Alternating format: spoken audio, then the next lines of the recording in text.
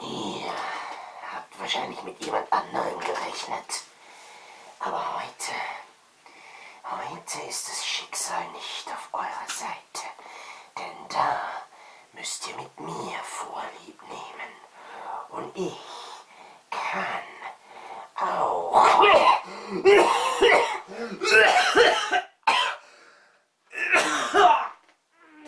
Es ist Zeug grauslich. Naja, irgendwie, glaube ich, hat man mittlerweile schon erkennen können, warum Klein Zocki nicht mit Messern spielen sollte und vor allem seine Freizeit lieber gemütlich auf YouTube verbringt und das ein oder andere Mediabook öffnet, anstatt so wie andere Leute seinen mehr oder weniger All-Year-Adventskalender betreibt und quasi 365 Tage im Jahr Türen und Fenster öffnet. Ja, da reden wir heute definitiv über Leute, die das ein bisschen besser können als ich und das vor allem auch ein bisschen gruseliger, wenn wir uns jetzt einmal ehrlich sind. Die Rede ist heute von dem Horror-Thriller Hell is Where the Home is von Regisseur Orson Oblowitz, der übrigens mit Hell is Where the Home is erst seine zweite Regiearbeit vorliegt, wobei sein allererster Film The Queen of Hollywood Boulevard im deutschsprachigen Raum bis jetzt noch unveröffentlicht blieb.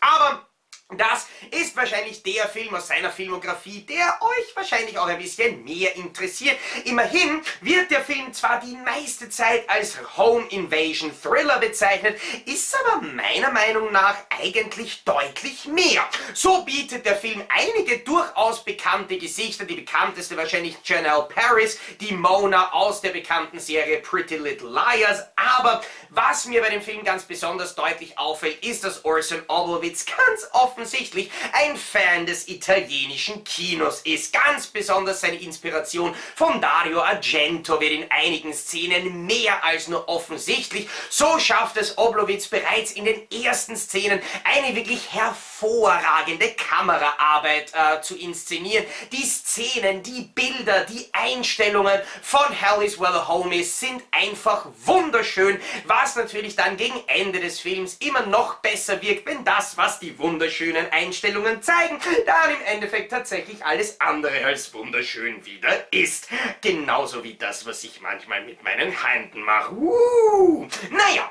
Wir bekommen bei Hell is Where the Home is eigentlich einen ziemlich spannenden B-Movie-Thriller spendiert, wo meine große Empfehlung ist die Inhaltsangabe des Films, die ich euch dann natürlich im späteren Verlauf des Videos auch noch einmal zeigen werde, mehr oder weniger nach dem Motto la la la la la la la la zu lesen, um einfach so wenig wie möglich über den Film zu wissen. Das war nämlich auch der Grund, warum mich etliche Twists von dem Film extrem überrascht haben, ich mit einigen Sachen tatsächlich nicht gerechnet habe, obwohl man natürlich auch sagen muss, dass der Film das Home Invasion Thriller Genre definitiv nicht neu definieren wird. Aber was der Film sehr wohl macht, ist auf seiner kurzen, knackigen Laufzeit von unter 90 Minuten meiner Meinung nach sehr gut zu unterhalten. Der Film liefert Spannung, der Film liefert einige Twists, der Film liefert eine treibende Musik und der Film ist jetzt auch im deutschsprachigen Raum erhältlich. Und mit jetzt meine ich am Freitag. Genauer gesagt am 13. Dezember 2019 veröffentlicht Pierrot Le Fou den Film Hell is Where the Home is, einerseits als Standard-Edition im Keepcase auf DVD und Blu-ray, aber natürlich auch in einer limitierten Mediabook-Version als Nummer 18 der hauseigenen Uncut-Reihe. Und genau dieses Mediabook habe ich wieder für meinen Kanal zur Verfügung gestellt bekommen, um euch in der heutigen Ausgabe von Playzockers Blu-ray Check das limitierte Hell is Where the Home is Mediabook näher vorzustellen. Die Keepcase-Veröffentlichung von Hell is Where the Home is, im amerikanischen Raum übrigens bekannt unter dem Titel Trespassers, bietet grundsätzlich ein sehr ähnliches Cover-Artwork wie dieses Mediabook, wurde allerdings von der Farbgebung her komplett anders aufbereitet. Ein Phänomen, das wir bereits bei dem letzten Titel aus der Uncut-Reihe, nämlich Perfect Skin, hatten. Auf der Keepcase-Veröffentlichung ist das Cover nämlich ein bisschen mehr in Blautöne gehüllt, was den Kontrast zwischen der Maske des Gesichts und dem Blut auf dem Messer noch etwas deutlicher macht. Dafür wirkt allerdings meiner Meinung nach das noch etwas undeutlichere, noch etwas irgendwie snuffigere Cover-Artwork von dem Mediabook irgendwie bedrohlicher. Meiner Meinung nach hat Pierrot Le Fou dieses Mediabook-Cover wieder sehr gut aufbereitet mit dem blutigen Messer und eben in dem Fall diesem schwarzen Moloch im Hintergrund ist es durchaus interessant, auch wenn ich immer wieder gesagt habe, der Rahmen um das Cover drumherum ist definitiv nicht mein Geschmack, ist aber offensichtlich etwas, wo sich der Designer von Pierrot Le Fou was dabei gedacht hat, weil das Blu-ray-Cover ebenso mit einem solchen Rahmen daherkommt und das eben auch dem Original-Kinoplakatmotiv zu dem Film entspricht. Wir können an dieser Stelle dann einmal auf den Spine wechseln und sehen hier, dass Pierrot Le Fou diesen wieder einmal wie gewohnt gestaltet hat. Da bekommen wir nämlich einerseits den riesigen Schriftzug über die Uncut-Reihe, der natürlich perfekt passend zu den anderen Titeln aus der Reihe gestaltet wurde. Und da hole ich gleich einmal alle Mediabooks hervor, die ich bereits hier auf meinem Kanal im Rahmen des Blu-ray-Checks vorgestellt habe und die quasi gemeinsam ein durchaus cooles Bild im Regal ergeben. Außerdem können wir dann einen Blick auf das Backcover werfen. Da finden wir eben einerseits die Inhaltsangabe,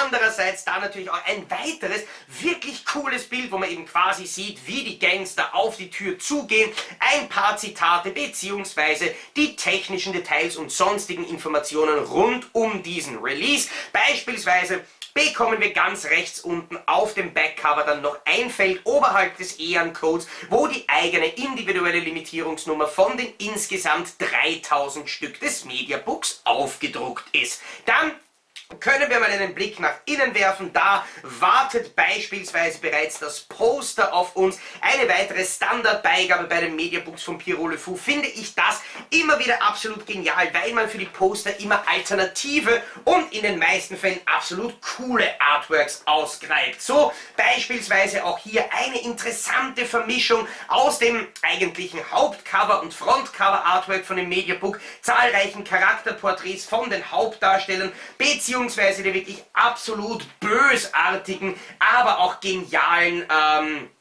Anfangssequenz mit der Hinrichtung bei dem Auto. Und ich glaube, ich habe da wieder was entdeckt, denn offensichtlich habe ich mehr oder weniger ziemliches Glück bei der Pierrot Le Fou Poster Lotterie, denn wenn ich dieses Kricksel links unten auf meinem Poster richtig interpretiere, dann dürfte ich es auch dieses Mal wieder geschafft haben, eines der extrem seltenen Poster mit Autogramm zu bekommen. Und nein, das ist tatsächlich nicht irgendwie ein Trick von Pierrot Le Fou und oder mir. Diese Mediabooks bekomme ich für meine Reviews immer original verpackt zur Verfügung gestellt. Die Poster sind per Zufallsgenerator verteilt und dass ich das jetzt schon zum zweiten Mal habe, finde ich einfach nur absolut genial. Auch dieses Mal ist nur eine geringe Stückzahl der Poster wirklich unterschrieben und deswegen finde ich das extrem cool, dass ich wieder mal so eins habe.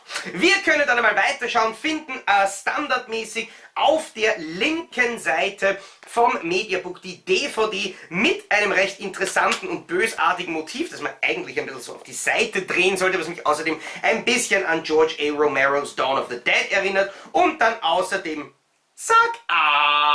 bei einem Arzt, den ich vielleicht nicht unbedingt besuchen möchte, auf der Blu-ray auf der rechten Seite und dann im Innenartwork von diesem Mediabook mehr oder weniger noch einmal das Frontcover-Artwork, aber was ich in diesem Fall relativ cool finde, ist, dass man quasi die beiden Bildelemente auf dem Frontcover, nämlich eben das blutige Messer bzw. das Gesicht des Täters, auf die beiden Teile des Spiegels aufgeteilt hat. Das wirkt eigentlich relativ cool. Zudem bekommen wir dann noch einen etwas blutigeren Eindruck von dem Film auf dem Frontcover vom Booklet, was halt irgendwie mit diesem Farbspiel, diesem rosanen und roten und dann dem knallig gelben Filmtitel auch ziemlich cool rüberkommt. Und generell hat man auch dieses Mal wieder bei der Gestaltung des Booklets eine interessante und cool anzusehende Mischung aus Text und zahlreichen Bildern aus dem Film gefunden. Einerseits In der ersten Hälfte des Booklets wartet ein Text von Nando Rohner auf uns, der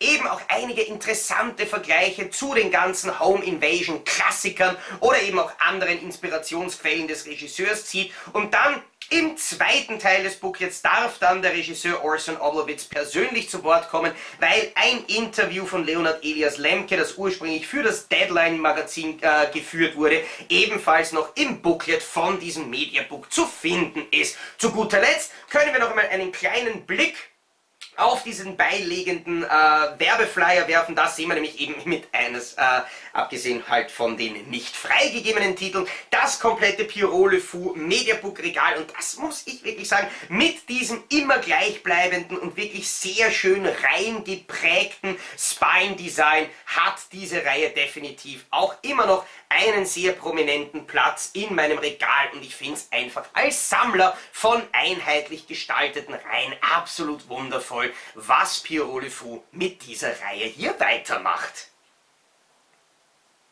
Hell is Where the Home is stammt aus dem Jahr 2018, feiert jetzt eben Ende 2019 im deutschsprachigen Raum sein High-Definition-Debüt, und deswegen freue ich mich darauf, euch im nächsten Segment von Playzockers Blu-ray-Check einige Screenshots aus dem deutschen HD-Transfer direkt zu zeigen. Wie gewohnt weise ich darauf hin, dass ich diese Bilder alle selbst gemacht und nicht irgendwie bearbeitet oder verfremdet habe, aber ich musste sie allesamt natürlich abspeichern, ins Video einfügen, dieses dann rendern und auf YouTube hochladen, weswegen die Bildqualität der Screenshots in der jetzt folgenden Slideshow nicht mehr 1:1 mit der tatsächlichen Blu-ray-Bildqualität übereinstimmen kann. Das ist nämlich gerade bei Hell is Where the Home is ein relativ wichtiger Hinweis, denn der Film wurde in vielen Szenen durch bewusst vom Regisseur eingesetzte Stilmittel visuell verfremdet. Und da gibt es beispielsweise die Szenen in der Dunkelkammer, die in sehr rötliches Licht getaucht sind, und wer sich ein bisschen mit Kompression auskennt, weiß, Rot ist eine böse Farbe. Und so merkt man gerade bei diesen Szenen auch bei der Blu-ray ganz leichte Spuren, die dann natürlich bei den abgebildeten Screenshots durch die mehrmalige Kompression hier für das YouTube-Video wesentlich stärker und deutlicher zur Geltung treten, als sie das dann wirklich bei dem eigentlichen Blu-ray-Transfer tun. Das Bild bietet bei einem Film von ungefähr 90 Minuten Laufzeit ca. 12,6 GB auf der Blu-ray, macht aber trotzdem dank der Produktionsweise mit digitalen Kameras ein sehr ruhiges und angenehmen Eindruck. Bildrauschen fällt zu keiner Zeit auf, auch digitale Artefakte und oder Kompressionsspuren halten sich in Grenzen und machen keinerlei störende Gastauftritte während dem Verlauf des Films. Wir bemerken, dass der Regisseur eben seine Farb- und Kontraststilistik immer wieder ein bisschen angepasst hat, das Ganze gerne ein bisschen im unteren Bereich hält, um eben die düstere, beklemmende, triste Atmosphäre des Films zu verkörpern und darzustellen, was meiner Meinung nach sehr gut gelungen ist. Die Optik von Hell is Where the Home is ist definitiv eine der großen Stärken des Films, weil eben einerseits die Gestaltung und Aufbereitung der Szenen, andererseits natürlich auch die Kameratechnik sehr schön an das klassische italienische Genre-Kino der 70er und 80er erinnert und außerdem es einfach schön aussieht. Und so wird das Bild meiner Meinung nach auch auf der deutschen Blu-ray von Pierrot Le Fou absolut hervorragend repräsentiert, sodass man insgesamt mit diesem Transfer definitiv zufrieden sein kann. Wie eingangs bereits erwähnt, ist Hell is Where the Home is zwar nicht der Film, der das Home Invasion Genre neu definieren wird, aber es ist ein absolut unterhaltsamer, spannend inszenierter und vor allem temporeicher und knackiger Vertreter des Genres. Deswegen kann ich den Film definitiv nur allen Home Invasion und Thriller-Freunden ans Herz legen, vor allem wenn Pierrot Le Fou ein wieder einmal hervorragendes Mediabook zu dem Titel abliefert, wo der Film sowohl auf DVD als auch natürlich in High Definition auf Blu-ray enthalten ist, die Blu-ray in Sachen Bild- und Tonqualität definitiv überzeugen kann und Pierrot Le Fou vor allem eines der Labels ist, die für ihre Mediabook-Veröffentlichungen gerne nicht ganz so tief in eure Tasche greifen. Dafür ist das, was das Mediabook bietet, meiner Meinung nach absolut hervorragend, vor allem, weil neben dem Mediabook inklusive Booklet auch diesmal wieder ein Poster mit dabei ist und wer weiß, vielleicht habt ihr auch Glück bei der Pierrot Le Fou Posterlotterie.